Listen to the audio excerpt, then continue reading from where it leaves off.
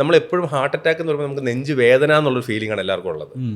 അത് എല്ലാവർക്കും നെഞ്ചുവേദന ആവണമെന്നില്ല, നെഞ്ചുവേദനയില്ല. അതുകൊണ്ട് അങ്ങനെയാണ് പലപ്പോഴും നമുക്ക് ഈ ഹാർട്ട് അറ്റാക്ക് മിസ്സായി പോകുന്നത്. ഇപ്പൊ പെയിൻ ആണ് നമ്മൾ എപ്പോഴും ഏറ്റവും കൂടുതൽ നമ്മൾ ഡോക്ടർമാരുടെ അടുത്തല്ലേ ആശുപത്രി പോകുന്നത് പെയിനാണ്. പെയിൻ ഉണ്ടെങ്കിൽ നമ്മൾ നാച്ചുറലി എല്ലായിടത്തും പോകും. പക്ഷെ പെയിൻ അല്ലാതെ വരുന്ന സിംറ്റം, ഉദാഹരണത്തിന് ഇപ്പോൾ ഒരു ഇൻഡൈജഷൻ പോലെ തോന്നി, നമ്മൾ വിചാരിക്കും രാവിലെ കഴിച്ച വടയുടെ ആയിരിക്കും, അല്ലെങ്കിൽ ഉച്ചയ്ക്ക് കഴിച്ച പഴംപൊരിയാന്ന് വിചാരിക്കും അല്ലേ. പക്ഷേ അത് ചിലപ്പോൾ ഹാർട്ടിൻ്റെ ഒരു 5 സിംറ്റത്തിൻ്റെ ഒരു എട്ടിപ്പിക്കലായിട്ടുള്ള പ്രസൻറ്റേഷൻ ആയിരിക്കും. പ്രത്യേകിച്ച് ഫീമെയിൽസ്, ഡയബറ്റീസ് ഉള്ളവർ, ഇച്ചിരി പ്രായമായിട്ടുള്ള ആൾക്കാർ, ഇവർക്കൊക്കെ ടിപ്പിക്കലായിട്ടുള്ള നെഞ്ചിൻ്റെ വേദന തോന്നണമെന്നില്ല.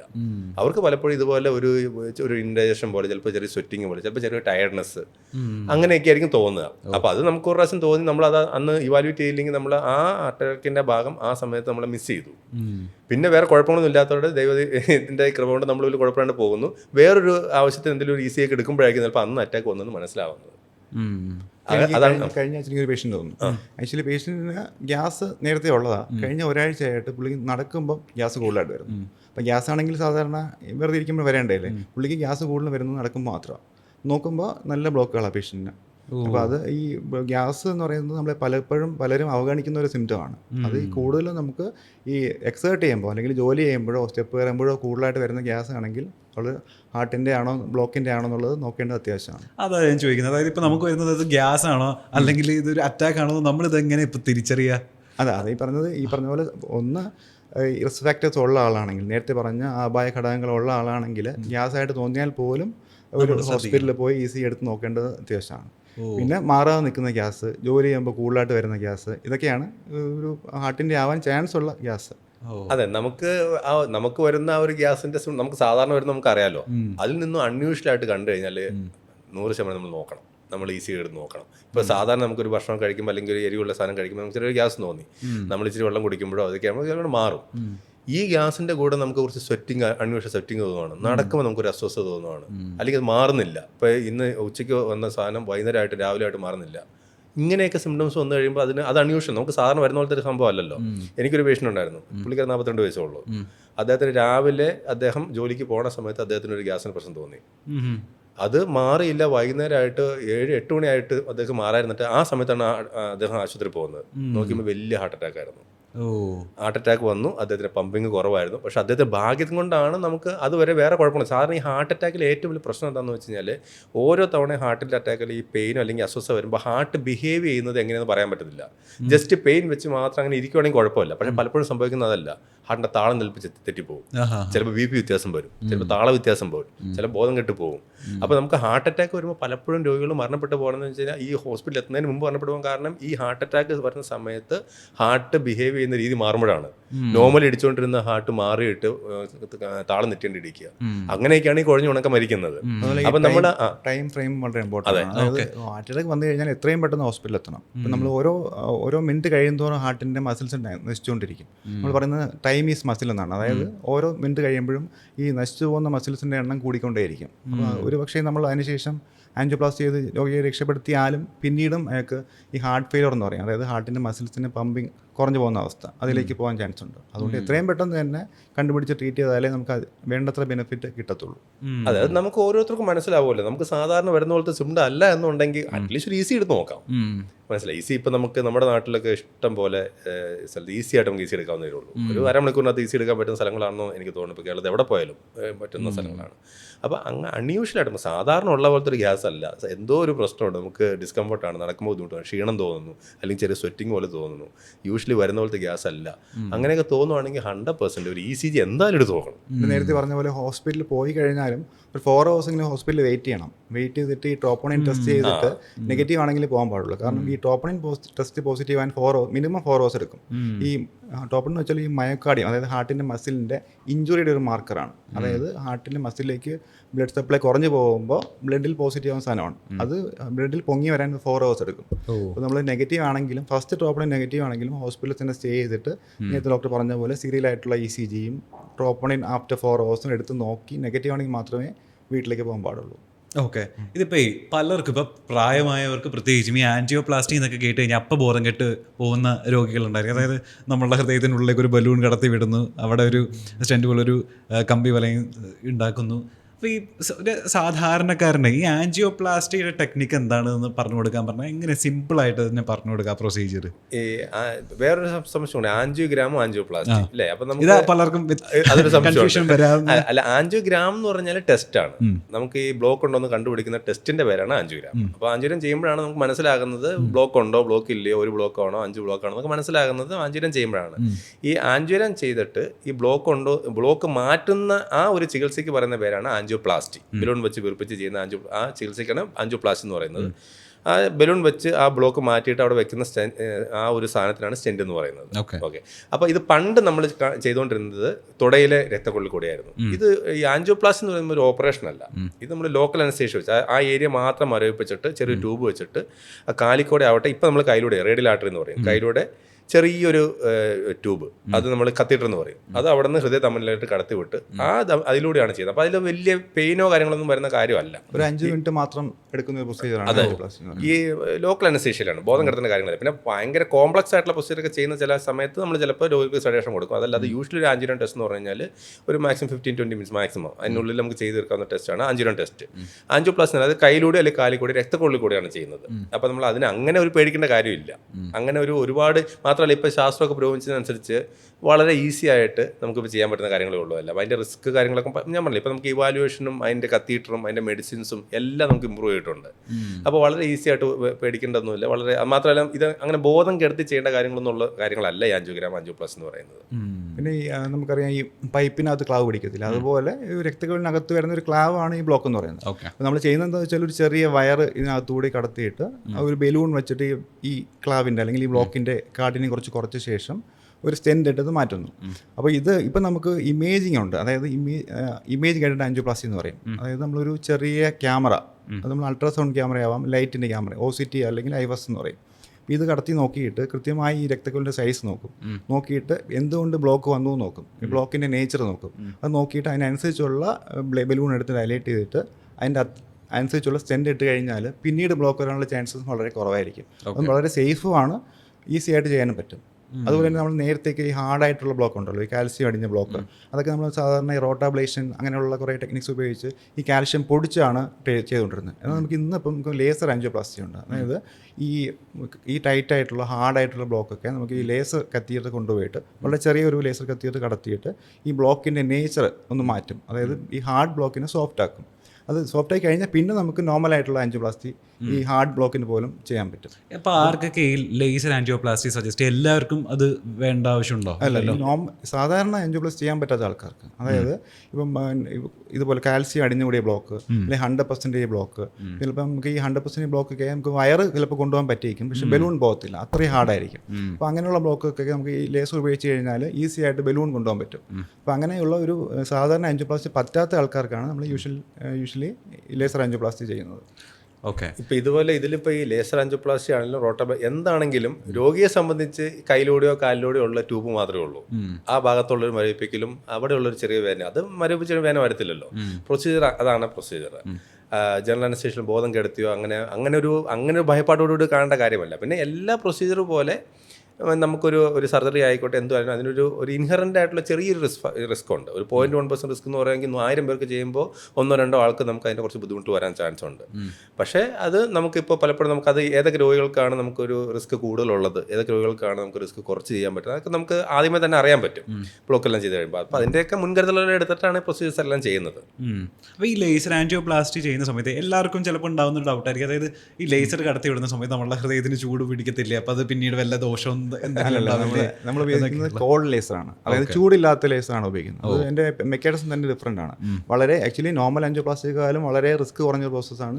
അത് മാത്രമല്ല, അത് വളരെ നേരത്തെ നമ്മൾ അതൊക്കെ മറ്റേ സ്റ്റഡീസ് ചെയ്ത് അത് വളരെ നേരത്തെ ഏറ്റവും സൂക്ഷ്മമായിട്ട് ആ പ്രത്യേക ഏരിയയിൽ മാത്രമേ വരത്തുള്ളൂ. അവിടുന്ന് വേറെ എങ്ങോട്ടും തുളഞ്ഞു പോകത്തൊന്നുമില്ല. അപ്പോൾ അത് അത്രയ്ക്ക് ഫൈൻ ട്യൂൺഡ് ആയിട്ടുള്ള കത്തീറ്റേഴ്സും കാര്യങ്ങളൊക്കെയാണ്. അതുകൊണ്ട് അതേ പറഞ്ഞത് ടെക്നോളജിയും സയൻസൊക്കെ കൂടുമ്പോഴേ നമുക്ക് എല്ലാ കാര്യങ്ങളും ഭയങ്കരമായിട്ട് ഈസി. ഇപ്പം തന്നെ പേയുടെ കാലമല്ലേ, നമ്മൾ പണ്ട് ചെയ്തുകൊണ്ടിരുന്ന പല കാര്യങ്ങളും ഈസി ആയിട്ടുള്ള ചെയ്യുന്നത് എന്ന് പറഞ്ഞാൽ എല്ലാ ഫീൽഡിലും അതിൻ്റെ ആ ടെക്നോളജിയുടെ ഇതും അതെല്ലാം ഫൈൻ ട്യൂൺഡ് ആയിട്ട് ഭയങ്കര ഈസി ആയിട്ട് ചെയ്യാൻ പറ്റുന്ന രീതിയിലായിട്ടുണ്ട് ഇപ്പോൾ. ഞാൻ നേരത്തെ പറഞ്ഞ എല്ലാവർക്കും ഈ ആൻജിയോപ്ലാസ്റ്റി എന്നുള്ളത് പേടിയായതുകൊണ്ട് ഇപ്പോൾ അത് സർജറിയിലേക്ക് പോകണ്ട, അതിലേക്ക് പോകണ്ട എന്നുള്ള രീതിയിൽ ഇപ്പോൾ പ്രകൃതി ചികിത്സയിലോട്ടൊക്കെ പോകുന്ന ആളുകൾ ഉണ്ട്. ഈ പ്രകൃതി ചികിത്സയൊക്കെ വഴി നമുക്ക് ഈ ബ്ലോക്ക് ഒക്കെ കംപ്ലീറ്റ് ആയിട്ട് മാറ്റാൻ പറ്റുമോ? പ്രകൃതി ചികിത്സ ഇപ്പം എല്ലാ ചികിത്സാ രീതിക്കും അതിൻ്റെതായ ഗുണങ്ങളും ദോഷങ്ങളുമാണ്. ഇപ്പം നമ്മൾ മോഡേൺ മെഡിസിൻ്റെ ബ്യൂട്ടി അല്ലെങ്കിൽ അതിൻ്റെ ഒരു അഡ്വാൻറ്റേജ് എന്താണെന്ന് വെച്ചാൽ നമ്മളെല്ലാം ബേസ്ഡ് ഓൺ സ്റ്റഡീസാണ്. ഇപ്പം റിസർച്ച് ചെയ്തിട്ടുള്ള എവിഡൻസ് വെച്ചാണ് നമ്മൾ ട്രീറ്റ് ചെയ്യുന്നത്. ഇപ്പോൾ ഒരു കാർഡിയോളജി പ്രത്യേകിച്ചും നമ്മളെല്ലാ ട്രീറ്റ്മെൻറ്റും എവിഡൻസ് ബേസ്ഡ് ആണ്. ഇപ്പോൾ ഞാൻ ഒരു പേഷ്യൻ്റ് ട്രീറ്റ് ചെയ്യുന്നതും ഡോക്ടർ പേഷ്യൻ്റ് ട്രീറ്റ് ചെയ്യുന്നത് മിക്കവാറും 99% ഒരുപോലെ ആയിരിക്കും. കാരണം നമ്മളെല്ലാം പ്രോട്ടോകോൾ ബേസ്ഡ് ആണ്. പക്ഷേ അങ്ങനെയല്ല ഈ ബാക്കിയുള്ള മെഡിക്കൽ ഫീൽഡ്സ് എല്ലാം മിക്കവാറും ചെയ്യുന്നത്. അപ്പോൾ നമുക്ക് ഇപ്പോൾ ഒരു പേഷ്യൻ്റ് നമ്മൾ ബ്ലോക്കിന് ട്രീറ്റ്മെൻറ്റ് ചെയ്തു, അല്ലെങ്കിൽ അത് ആൻജിയോപ്ലാസ്റ്റി ചെയ്തു. അപ്പോൾ അതിന് ശേഷം ഞാൻ നേരത്തെ പറഞ്ഞ പോലെ ഒരു സ്ഥിരമായി മെഡിസിൻ കഴിച്ചുകൊണ്ടിരിക്കണം. അപ്പോൾ ഇതിന് കോംപ്ലിമെൻ്ററി ആയിട്ട് നാച്ചുറോപ്പതി നല്ലതാണ്. കാരണം നാച്ചുറോപ്പതിയിൽ കുറേ ഇത് പറഞ്ഞ പോലെ ഈ ലൈഫ് സ്റ്റൈൽ മോഡിഫിക്കേഷനും ഡയറ്റ് മോഡിഫിക്കേഷനൊക്കെ വരുന്നുണ്ട്. അതെല്ലാം നല്ലതാണ്. പക്ഷേ എന്നാൽ ഇത് പ്രശ്നമെന്ന് എപ്പോഴെന്ന് ചോദിച്ചാൽ ഒരു ട്രീറ്റ്മെൻറ്റ് ഇപ്പോൾ അലോപ്പതി ട്രീറ്റ്മെൻറ്റ് കംപ്ലീറ്റ്ലി സ്റ്റോപ്പ് ചെയ്തുകൊണ്ട് നാച്ചുറോപ്പതിക്ക് പോകുന്നത് നല്ലതല്ല. കോംപ്ലിമെൻ്ററി ആയിട്ട് നമുക്ക് രണ്ടും കൊണ്ടുപോകാൻ പറ്റും. അതുപോലെ തന്നെ ഇപ്പം ഈ ഉള്ള ബ്ലോക്ക് മാറ്റാൻ പറ്റുമെന്ന് വെച്ച് കഴിഞ്ഞാൽ പറ്റത്തില്ല. ഒരിക്കലും ബ്ലോക്ക് മാറത്തില്ല, ബ്ലോക്ക് അവിടെ തന്നെ ഉണ്ടാവും. പക്ഷേ ഈ ബ്ലോക്ക് കൊണ്ടുള്ള സിംറ്റംസ്, അപ്പോൾ നമ്മളിപ്പോൾ ഈ ഒരു ഹാർട്ടിൻ്റെ ബ്ലോക്ക് ഉള്ള ഒരാൾക്ക് അതിൻ്റെ ചികിത്സ നോക്കുമ്പോൾ ആൻജിയോപ്ലാസ്റ്റി ഉണ്ട്, ബൈപ്പാസ് ഉണ്ട്, പിന്നെ മെഡിക്കൽ മാനേജ്മെൻ്റ് എന്ന കാര്യമുണ്ട്, മെഡിസിൻ മാത്രം കഴിക്കുന്നവരുണ്ട് അല്ലേ. അപ്പോൾ ഈ മെഡിസിൻ കൊടുക്കുമ്പോൾ രണ്ടു കാര്യങ്ങളാണ് സംഭവിക്കുക. ഒന്ന്, അതുകൊണ്ടുള്ള സിംറ്റംസ് ചിലപ്പോൾ കുറച്ച് കുറയും. പിന്നെ ഈ ചില ബ്ലോക്കുകൾ കൂടുന്നത് അവോയ്ഡ് ചെയ്യാൻ പറ്റും. കുറച്ച് ഹാർട്ടിനെ പമ്പിങ്ങും കാര്യങ്ങളൊക്കെ മെയിൻറ്റെയിൻ ചെയ്യാൻ പറ്റും. അപ്പോൾ ഇതിനെല്ലാം നമുക്ക് ഇപ്പോൾ ഏത് പേഷ്യൻറ്റിനാണ് ആൻജിയോപ്ലാസ്റ്റി ചെയ്യേണ്ടത്, ഏത് പേഷ്യൻറ്റിനാണ് ബൈപ്പാസിന് വിടേണ്ടത്, ഏത് പേഷ്യൻ്റാണ് നമുക്ക് മെഡിസിൻ മാത്രം കൊടുക്കേണ്ടത്, ഇതിനൊക്കെ നമുക്ക് ഇപ്പോൾ മോഡേൺ മെഡിസിൻ്റെ അകത്ത് വ്യക്തമായിട്ടുള്ള ഗൈഡ് ലൈൻസ് ഉണ്ട്. അതായത് ഈ പഠനങ്ങളും കാര്യങ്ങളെല്ലാം വെച്ചിട്ട് നമുക്ക് ഈ പേഷ്യൻറ്റിന് മെഡിസിൻ കൊടുക്കുന്നതിനേക്കാളും ഈ പേഷ്യൻ്റ് ആൻജിയോപ്ലാസ്റ്റി ചെയ്യുന്നതാണ് നല്ലത്. ഇപ്പോൾ 100 പേരെ മെഡിസിൻ കൊടുക്കുന്നു, 100 പേരെ ആൻജിയോപ്ലാസ്റ്റി ചെയ്യുമ്പോൾ ആൻജിയോപ്ലാസ്റ്റി ചെയ്ത രോഗികൾക്കാണ് അല്ലെങ്കിൽ ബൈപ്പാസ് ചെയ്ത രോഗികൾക്കായിരിക്കും കുറച്ചുകൂടെ നല്ല ബെനിഫിറ്റ് കിട്ടുന്നതെന്ന് പഠനങ്ങൾ വെച്ചതിന് ശേഷം മാത്രമാണ് നമുക്ക് ഈ മോഡേൺ മെഡിസിൻ്റെ അകത്ത്, അതാണ് ഡോക്ടർ പറഞ്ഞ എവിഡൻസ് ബേസ്ഡ് എന്ന് പറയുന്നത്. അപ്പോൾ നമുക്ക് ഇപ്പോൾ പ്രകൃതി ചികിത്സ അങ്ങനത്തെ കാര്യങ്ങൾ ആ കൊടുക്കുന്ന മെഡിസിൻസിൻ്റെ അല്ലെങ്കിൽ നമ്മൾ മെഡിസിൻ മാത്രം കൊടുക്കുമ്പോൾ ചികിത്സിക്കുന്ന പോലത്തെ ഒരു അവസ്ഥയിൽ അതിനകത്ത് വരുന്നുള്ളൂ. അപ്പോൾ ചില രോഗികൾക്ക് ഓക്കെ ആയിരിക്കും. പക്ഷെ നമുക്ക് ഉറപ്പിച്ച് പ്രകൃതി ചികിത്സ ഓക്കെ ആണോ എന്ന് അറിയണമെന്നുണ്ടെങ്കിൽ പ്രകൃതി ചികിത്സ മാത്രം എടുത്ത് 100 പേരെ ആൻജിയോപ്ലാസ്റ്റി ചെയ്തൊരു 100 പേരെ നമ്മൾ കമ്പയർ ചെയ്ത് നോക്കണം അല്ലേ. അങ്ങനത്തെ സ്റ്റഡീസൊക്കെ വന്നാൽ മാത്രമേ നമുക്ക് ഇതിൽ വ്യക്തമായിട്ട് അത് നല്ലതാണോ അല്ലെന്ന് പറയാൻ പറ്റുള്ളൂ. അല്ലാതെ ഒരാൾക്കോ രണ്ടാൾക്കോ വെച്ച് വന്ന ഒരു കാര്യം വെച്ചിട്ട് നമുക്ക് ഒരു ചികിത്സ നല്ലതാണെന്ന് പറയാൻ പറ്റത്തില്ല, വേറെ ഒരു ചികിത്സ മറ്റേ മോശമാണെന്ന് പറയാൻ പറ്റത്തില്ല. അതിന് നമുക്ക് നമ്മളെ സംബന്ധിച്ചുമ്പോൾ ഡേറ്റ വന്ന് അതിൻ്റെ എവിഡൻസ് വെച്ച് നമുക്ക് പറയാൻ പറ്റണം അല്ലേ. ഇപ്പം ഞാനൊരു രോഗി ഈ മരുന്ന് കൊടുത്തു, അയാൾക്ക് നന്നായെന്ന് വിചാരിച്ച് വേറെ രോഗിക്ക് അത് കൊടുത്താൽ ശരിയാവണമെന്നില്ല. പക്ഷെ നമ്മൾ പൊതുവെ പറയുമ്പോൾ നമുക്കിതിന് വ്യക്തമായിട്ട് മാനദണ്ഡങ്ങളുണ്ട്. അപ്പോൾ ചില രോഗികൾക്ക് മെഡിസിൻ മതി, പക്ഷെ ചില രോഗികൾക്ക് അത് ആൻജിയോപ്ലാസ്റ്റി അല്ലെങ്കിൽ ബൈപ്പാസോ പോലത്തെ ചികിത്സ ചെയ്ത് ആ ബ്ലോക്ക് മാറ്റിയാൽ മാത്രമേ ബെനിഫിറ്റ് കിട്ടത്തുള്ളൂ. നല്ല വശങ്ങൾ എപ്പോഴും നല്ലതായിരിക്കും. പറഞ്ഞ പോലെ ഡയറ്റ് മോഡിഫിക്കേഷൻ ആയാലും അവരുടെ ലൈഫ് സ്റ്റൈൽ മോഡിഫിക്കേഷൻ ആയാലും നല്ലത് തന്നെയാണ്. പക്ഷെ അത് ഒരു നമ്മുടെ മെഡിസിൻസിന് ഇൻ അഡീഷൻ ടു ആയിരിക്കണം, അല്ലാതെ അത് ഒഴിവാക്കി. പലപ്പോഴും സംഭവിക്കുന്നത് ഇപ്പം നമ്മൾ ആൻജിയോപ്ലാസ്റ്റിയോ ബൈപ്പാസോ വേണമെന്ന് പറയുമ്പോൾ അത് വേണ്ട, അതിന് പകരം ഇത് മതി എന്ന് പറയുന്ന സ്ഥലത്താണ് ഈ പ്രശ്നം വരുന്നത്. ഇപ്പം ഒരു ബ്ലോക്ക് മാറ്റേണ്ട ബ്ലോക്ക് ആണെങ്കിൽ ബ്ലോക്ക് മാറ്റിയിട്ട് അതിൻ്റെ കൂടെ മറ്റു ചികിത്സ കൂടെ എടുക്കുകയാണെങ്കിൽ ഈസ് വെരി ഗുഡ് അല്ലേ. അപ്പം അങ്ങനെയല്ല പലപ്പോഴും സംഭവിക്കും. പലപ്പോഴും നമുക്ക് അത് ഒരു അണ്ടർസ്റ്റാൻഡിങ്ങിന് പ്രശ്നം വരുന്നതുകൊണ്ടാണെന്ന് അറിഞ്ഞുകൂടാ. പലപ്പോഴും ഇത് വേണ്ട, ഇതിന് പറയുന്നത് മതി എന്നുള്ള രീതിയിലുള്ള മറ്റേ ഡിസ്കഷൻസ് വരുമ്പോഴാണ് പ്രോബ്ലം. ഇതെല്ലാം കോംപ്ലിമെൻ്ററി ആണ് അല്ലേ. ഇപ്പം നമുക്ക് മോഡേൺ മെഡിസിൻ മനസ്സിലാവാത്ത ഒരുപാട് കാര്യങ്ങൾ ആയുർവേദത്തിലും പ്രകൃതി ചികിത്സയിലും എല്ലാത്തിലും ഉണ്ട്. അപ്പം നമുക്ക് മോഡേൺ മെഡിസിൻ എന്ന് പറഞ്ഞാൽ നമുക്ക് സയൻസിന് മനസ്സിലായ കാര്യങ്ങൾ മാത്രമേ നമുക്ക് ചികിത്സിക്കാൻ പറ്റുള്ളൂ. നമുക്ക് മനസ്സിലാവാത്ത ഒരുപാട് കാര്യങ്ങളുണ്ട്. ഒരു മനുഷ്യൻ്റെ ശരീരത്തിൻ്റെ ഒരു ഹീലിംഗ് പവർ എന്ന് പറഞ്ഞു കഴിഞ്ഞാൽ നമുക്ക് എല്ലാം ഇതുവരെ മനസ്സിലാക്കാൻ പറ്റിയിട്ടില്ല. അപ്പോൾ അതിലുള്ള ചില ആസ്പെക്ട് ചിലപ്പോൾ ബാക്കി മെഡിക്കൽ ഫീൽഡിലുള്ള കാര്യങ്ങൾ ചിലപ്പോൾ ശരിയാവുമായിരിക്കും. അപ്പോൾ പ്രകൃതി ചികിത്സ എന്ന് പറയുമ്പോൾ നല്ലതാണ്. പക്ഷേ ആൻജിയോപ്ലാസ്റ്റിയും ബൈപ്പാസും ആവശ്യമുള്ള രോഗിക്ക് അത് തന്നെ ചെയ്താൽ അതാണ് നമുക്കിപ്പോൾ സയൻസ് വെച്ച് പറയാൻ പറ്റുള്ളൂ അല്ലേ. നമ്മൾ അങ്ങനെയല്ലേ ഇപ്പോൾ ജീവിക്കുന്നത്. ഓക്കെ. ഇതിപ്പോൾ ഈ അടുത്ത കാലത്തെ ഇപ്പം അക്ഷയ സെൻ്ററിൽ വെച്ച് ഒരു കുട്ടി കുഴഞ്ഞു വീണ സംഭവം വളരെയധികം ചർച്ചയായിട്ടുണ്ടായിരുന്നു. അപ്പോൾ ആ കുട്ടിയെ ഹോസ്പിറ്റലിൽ എത്തിച്ച സമയത്ത് അവർ പറഞ്ഞത് CPR നേരത്തെ കൊടുത്തിരുന്നെങ്കിൽ ചിലപ്പോൾ ആ കുട്ടി രക്ഷപ്പെട്ടാനെ എന്നുള്ളതാണ്. അപ്പോൾ ഇത്തരം കുഴഞ്ഞു വീഴുന്ന സാഹചര്യങ്ങളിലൊക്കെ നമ്മൾ സാധാരണക്കാർ അടിയന്തരമായിട്ട് ചെയ്യേണ്ട കാര്യങ്ങൾ എന്തൊക്കെയാണ്, എന്തൊക്കെ കാര്യങ്ങൾ ചെയ്യാൻ പാടില്ലാത്തതുണ്ട്? ഇതിൽ ഈ നമ്മൾ ആദ്യമേ മനസ്സിലാക്കേണ്ടത് ഇപ്പോൾ കുഴഞ്ഞു വീണുള്ള മരണം എല്ലാം ഹാർട്ടുമായിട്ട് ബന്ധപ്പെട്ട ഹാർട്ട് അറ്റാക്ക് ആവണമെന്നില്ല. ഇപ്പോൾ ബ്രെയിനായിട്ട് ബന്ധപ്പെട്ട് തലയിൽ ബ്ലീഡിംഗ് ഒക്കെ വന്നാലും ചിലപ്പോൾ പങ്കിട്ട് വീഴും. ഇനി ഹാർട്ടുമായിട്ട് ബന്ധപ്പെട്ട് ഒരു ഹാർട്ടിൻ്റെ താളവ്യത്യാസം കൊണ്ടാണ് കുഴഞ്ഞു വീണ് മരിക്കുന്നത്, അപ്പം വീഴുന്നെന്നിരിക്കട്ടെ. നമുക്ക് ആദ്യമേ ഇത് മനസ്സിലാക്കേണ്ടതെന്ന് വെച്ചാൽ ഈ രോഗിക്ക് ഹാർട്ട് മറ്റേ പൾസ് ഉണ്ടോ എന്ന് നമുക്ക് മനസ്സിലാക്കാൻ പറ്റണം അല്ലേ. അപ്പം നമുക്ക് പലപ്പോഴും നമുക്ക് ആ വീഡിയോയിലൊക്കെ കാണാം, നമുക്ക് അവർക്ക് എന്താ ചെയ്യേണ്ടതെന്ന് മനസ്സിലാവുന്നില്ലായിരുന്നു. അവരും പറഞ്ഞിട്ട് കാര്യമല്ലല്ലോ. അപ്പോൾ ഇപ്പം നമുക്ക് ഈ CPR, നമുക്ക് കാർഡിയോ പൾമണറി റിസസിറ്റേഷൻ എന്ന് പറയുന്ന CPR എന്നുള്ള സംഭവം നമ്മളിപ്പോൾ ഒരുപാട് അവയർനെസ് വരുന്നുണ്ട്, ഒരുപാട് ആൾക്കാരെ നമ്മൾ പഠിപ്പിക്കുന്നുണ്ട്. അപ്പോൾ അത് സ്കൂളിൽ അതിന് അവയർനെസ് കൊടുക്കുന്നുണ്ട്, ആംബുലൻസ് ഡ്രൈവർമാർക്ക്, ഓട്ടോറിക്ഷ ഡ്രൈവർമാർ പലർക്കും കൊടുക്കുന്നുണ്ട്. അപ്പോൾ ബേസിക്കലി നമ്മളൊരു പേഷ്യൻറ്റ് നമ്മുടെ മുമ്പിലിരിക്കുന്ന ഒരാൾ കുഴഞ്ഞു വീണ് മരിക്കുകയാണെങ്കിൽ, നമുക്ക് കുഴഞ്ഞു വീഴുവാണെങ്കിൽ ബേസിക്കലി അദ്ദേഹത്തിന് നമുക്കൊരു ശ്വാസോച്ഛ്വാസം ഉണ്ടോ, അല്ലെങ്കിൽ നമുക്ക് ഏറ്റവും ശരിക്കും അറിയാൻ പറ്റും, നമുക്ക് കഴുത്തിൽ നമുക്ക് പൾസേഷൻ ഉണ്ടോയെന്ന് അറിയാൻ പറ്റും. അപ്പോൾ പൾസ് ഉണ്ടോ അല്ലെങ്കിൽ ശ്വാസോച്ഛ്വാസം ഉണ്ടോ എന്നുള്ളത് മനസ്സിലാക്കുക എന്നുള്ളതാണ് ആദ്യത്തെ കാര്യം. അതില്ലാന്നുണ്ടെങ്കിൽ നമ്മൾ CPR സ്റ്റാർട്ട് ചെയ്യണം. നമ്മൾ നെഞ്ചിൽ നമുക്ക് കംപ്രഷൻ കൊടുക്കണം. മനസ്സിലായോ? പിന്നെ പലപ്പോഴും ചിലപ്പോൾ ഈ ഇങ്ങനെ കുഴഞ്ഞു വീഴുന്ന ചിലപ്പോൾ ചെറിയൊരു BP ഫോൾ വരുന്നത് പലപ്പോഴും നമ്മൾ ഈ അസംബ്ലിയിലൊക്കെ കുട്ടികൾ കുഴഞ്ഞു വീഴുന്നത് കണ്ടിട്ടുണ്ടല്ലോ. നമ്മൾ വാസോവാഗൽ ഫിനോമിന എന്ന് പറയുന്ന സിറ്റുവേഷനാണ്. അപ്പോൾ പലപ്പോഴും ചെറിയൊരു ക്ഷീണം വന്ന് BPയും ഹാർട്ട് റേറ്റും കുറയുന്നതാണ്. അത് നമ്മൾ എപ്പോഴും നമ്മളിങ്ങനെ ആളവിടെ ഇരുത്താതെ കിടത്തി അറ്റ്ലീസ്റ്റ് ഒരു കാലെങ്കിലും പൊക്കി വയ്ക്കുകയാണെങ്കിൽ ചിലപ്പോൾ അങ്ങനത്തെ സിറ്റുവേഷൻ ചിലപ്പോൾ ഉടനെ റിവേർട്ട് ആവും. പക്ഷെ അവിടെ നമുക്ക് പേഷ്യൻറ്റ് നമുക്ക് പൾസ് ഉണ്ടോ അല്ലെങ്കിൽ ശ്വാസോച്ഛ്വാസം ഉണ്ടോ എന്ന് മനസ്സിലാക്കണം. പൾസ് ഇല്ലാതെ വരുന്ന സിറ്റുവേഷൻ ആണെങ്കിൽ നമുക്ക് ഉറപ്പായിട്ട് നമുക്ക് CPR ചെയ്യാൻ നമ്മൾ അറ്റ്ലീസ്റ്റ് ഒരു ബേസിക് ലൈഫ് സപ്പോർട്ട് എന്നുള്ള കാര്യം നമ്മൾ പഠിക്കണം. അതിപ്പോൾ നമ്മളിപ്പോൾ അവയർനെസ് കൂടി വരുന്നുണ്ട്, ആൾക്കാർ പഠിക്കുന്നുണ്ട്. ഈ പറഞ്ഞ ആ വീഡിയോയിലുള്ള നമ്മൾ കണ്ടതാണ്. അപ്പോൾ അതിൽ ഒരുപക്ഷെ അത് അങ്ങനെ ചെയ്യാൻ പറ്റും. ഒരുപക്ഷെ ആ കുഞ്ഞിൻ്റെ ജീവിതം നമുക്ക് രക്ഷപ്പെടുത്താൻ പറ്റിയാണ്. അതിനോട് ചേർത്ത് ഒരു കാര്യം പറയുകയാണെന്നുണ്ടെങ്കിൽ ഈ കുഴഞ്ഞു വീഴുന്ന എല്ലാം ഹാർട്ട് അറ്റാക്ക് ആവണമെന്നില്ല. ഡോക്ടർ പറഞ്ഞ പോലെ മറ്റു പല അസുഖങ്ങളും, ഒന്ന് ഈ ഹാർട്ടിൻ്റെ ഇടുപ്പ് വ്യത്യാസം, ഹാർട്ടിൻ്റെ താള വ്യത്യാസം എന്ന് പറയും. അത് ഈ യങ്സ്റ്റേഴ്സിന് വളരെ ചെറുപ്പക്കാർക്ക് തന്നെ വരാവുന്ന ഒരു അസുഖമാണ്. അപ്പോൾ അതിൻ്റെ ലക്ഷണം എന്ന് വെച്ചാൽ ഈ ഇടുപ്പാണ്. ഹൃദയമിടിപ്പ് വളരെ കൂടുതലായിട്ടോ കുറവായിട്ടോ, പിന്നെ ഈ പെട്ടെന്ന് കണ്ണിലേക്ക് ഇരുട്ട് കയറുന്ന പോലെ വരുന്നിട്ട് ബോധക്കേട് വരുന്ന, അങ്ങനെ സിങ്കോപ്പ് എന്ന് പറയും. ഇതൊക്കെ ഉള്ളവരും ഒരു പരിശോധനയ്ക്ക് വിധേയരാവേണ്ടതാണ്. അതുപോലെ തന്നെ കാർഡിയോമയോപ്പതി എന്ന് പറയും, അതായത് ഹാർട്ടിൻ്റെ മസിലിൻ്റെ അസുഖം. അതായത് അത് ജന്മന ഉള്ളതിന് ഒരു അസുഖമാണ്. ഹാർട്ടിൻ്റെ മസിലിന് കട്ടി കൂടുതലായിരിക്കും. അപ്പോൾ ഇവർക്കും അതും ഈ പറഞ്ഞ പോലെ പാരമ്പര്യമായിട്ട് വരുന്നൊരു അസുഖമാണ്. അപ്പോൾ കുടുംബത്തിൽ ആർക്കെങ്കിലും ഒരു സഡൻ കാർഡിയക് ഡെത്ത്, അതായത് പെട്ടെന്നുള്ള മരണം ഉണ്ടായിട്ടുണ്ടെങ്കിലും, അതുപോലെ തന്നെ ഈ ഹാർട്ടിൻ്റെ ഇടുപ്പ് വേരിയേഷൻ ഉണ്ടെങ്കിൽ അത്രയും പെട്ടെന്ന് ഡോക്ടറെ കണ്ടിട്ട് പരിശോധനയ്ക്ക് വിധേയരായിട്ട് ഈ കാർഡിയോമയോപ്പതിയോ അല്ലെങ്കിൽ അരിത്മിയ, അതായത് ഹാർട്ട് ബീറ്റിൻ്റെ വേരിയേഷൻ, ഇതൊന്നും ഇല്ലെന്നുള്ളതും ഉറപ്പുവരുത്തേണ്ടത് അത്യാവശ്യമാണ്. പിന്നെ എപ്പോഴും നമ്മൾ ഈ കുഴഞ്ഞു വീഴുമ്പോൾ ബോധം പോകുമ്പോൾ അതിനർത്ഥം നമ്മൾ സിമ്പിൾ മീനിങ് എന്താണെന്ന് വെച്ചാൽ ബ്രെയിനിലായിട്ട് ബ്ലഡ് കിട്ടുന്നില്ല. ഹാർട്ട് ബീറ്റ് ചെയ്താലും ബ്രെയിനിൽ ബ്ലഡ് കിട്ടും. അപ്പോൾ അതുകൊണ്ട് കുഴഞ്ഞു വീഴുമ്പോൾ അതിന് ആദ്യത്തെ ഇംപ്രഷൻ എന്ന് പറഞ്ഞാൽ നമുക്ക് അങ്ങോട്ട്, അതാണ് എൻ്റെ ബേസിക് മെക്കാനിസം അല്ലേ. അപ്പോൾ പലപ്പോഴും ബ്രെയിനിലായിട്ട് ബ്ലഡ് കിട്ടാൻ വരുമ്പോൾ ആദ്യം തന്നെ ചിലപ്പോൾ ഒരു ബോഡിക്ക് പേഷ്യൻറ്റിന് ഫിറ്റ്സ് പോലെ ജെന്നി പോലെ വരും. അപ്പോൾ നമ്മൾ വിചാരിക്കും ജെന്നിയാണ്. അപ്പോൾ അതുകൊണ്ട് നമുക്ക് ഇമ്പോർട്ടൻ്റ് ആയിട്ട് പേഷ്യൻറ്റിന് ശ്വാസം ഉണ്ടോ, പേഷ്യൻറ്റിന് പൾസ് നാടിയെടുപ്പ് ഉണ്ടോ എന്ന് മനസ്സിലാക്കുക. അതില്ലെങ്കിൽ CPR സ്റ്റാർട്ട് ചെയ്യണം.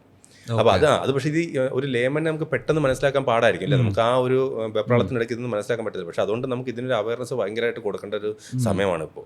ഇപ്പോൾ നമ്മുടെ തന്നെ കാർഡിയോളജി അസോസിയേഷൻ്റെ കീഴിലാണെങ്കിൽ തന്നെ ഒരുപാട് സ്ഥലങ്ങളിൽ ഇപ്പോൾ നമ്മൾ അതിൻ്റെ അവയർനെസ് കൊടുക്കുന്നുണ്ട്.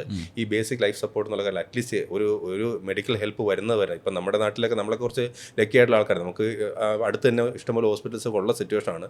അറ്റ്ലീസ്റ്റ് മെഡിക്കൽ ഹെൽപ്പ്, അറ്റ്ലീസ്റ്റ് ഒരു ആംബുലൻസ് വരുന്നവരെങ്കിലും നമുക്ക് ഒരു CPR എല്ലാം കൊടുക്കുകയാണെങ്കിൽ തൽക്കാലം ആ സർക്കുലേഷൻ ഒന്ന് മെയിൻറ്റെയിൻ ചെയ്യാൻ പറ്റും. അതാണ് അവിടെ ഇമ്പോർട്ടൻറ്റ്. നമുക്ക് ബ്രെയിനിലേട്ടൊക്കെ പറഞ്ഞതിൻ്റെ സർക്കുലേഷൻ കുറച്ച് ഒരു ഫ്യൂ മിനിറ്റ്സ് തന്നെ സർക്കുലേഷൻ ഇല്ലെങ്കിൽ തന്നെ ബ്രെയിൻ ഡാമേജ് ആയി പോകും. ഹാർട്ടൊക്കെ ചിലപ്പോൾ പെട്ടെന്ന് പിക്ക് ചെയ്ത് വരികയും ചെയ്യും. മനസ്സിലായി. അപ്പോൾ അതുകൊണ്ടാണ് പലപ്പോഴും നമുക്കൊരു കുഴഞ്ഞു വീണ് നമ്മളിപ്പോൾ രക്ഷപ്പെടുത്തിയാൽ പോലും അവർക്ക് ചിലപ്പോൾ ബ്രെയിനിൻ്റെ ഫംഗ്ഷൻ ചിലപ്പോൾ അത് നന്നാവണമെന്നില്ല, അവർക്ക് ഓർമ്മ ശരിക്കും ഉണ്ടാവണമെന്നില്ല, അങ്ങനത്തെ ഒരു സിറ്റുവേഷൻ വരും. അതെല്ലാം നമുക്ക് പ്രിവെൻറ്റ് ചെയ്യണമെന്നുണ്ടെങ്കിൽ ഇതിനെപ്പറ്റി അവയർനെസ് വന്ന് ഈ CPR കാര്യങ്ങൾ നമുക്കത് നല്ലൊരു രീതിയിലുള്ള എങ്ങനെ CPR ചെയ്യാമെന്നൊക്കെ പഠിക്കണം. പക്ഷേ ചുമ്മാ കയറി CPR ചെയ്യാനും പറ്റത്തില്ല. മനസ്സിലായി. ഇപ്പോൾ ഒരു ഫിറ്റ്സ് ആയിട്ട് മാത്രമാണ് ഹാർട്ടിൻ്റെ കുഴപ്പമില്ലാത്ത ഒരാൾക്ക് ചുമ്മാ CPR കൊടുത്തുകൊണ്ടിരുന്നാൽ നമുക്ക് ചെസ്റ്റ് വാൾ ഇഞ്ചുറിയും കാര്യങ്ങളൊക്കെ വരാനുള്ള ചാൻസ് ഉണ്ട്. അപ്പോൾ ഇതിൽ നല്ലൊരു അവയർനെസ്സും നല്ലൊരു ട്രെയിനിങ്ങും നമുക്ക് മനസ്സിലാക്കേണ്ടത് അത്യാവശ്യമാണ്. അതാണ് ഈ ആൻജിയോപ്ലാസ്റ്റി ചെയ്ത ഒരാളെ പിന്നെ ലൈഫ് ലോങ് മെഡിസിൻ എടുത്തുകൊണ്ടിരിക്കണം, അത് സ്റ്റോപ്പ് ചെയ്യാൻ പിന്നെ പറ്റത്തേ ഇല്ല. അത് നമ്മൾ നേരത്തെ പറഞ്ഞതാണ്. ആക്ച്വലി ആന്തറോസ്ക്ലെറോസിസ് എന്ന് പറയുന്നത് ഒരു കണ്ടിന്യൂസ് പ്രോസസ്സാണ്. അതായത് ഈ ബ്ലോക്ക് വരുന്നു എന്ന് പറയുന്നത് ഒരു കണ്ടിന്യൂസ് പ്രോസസ്സാണ്.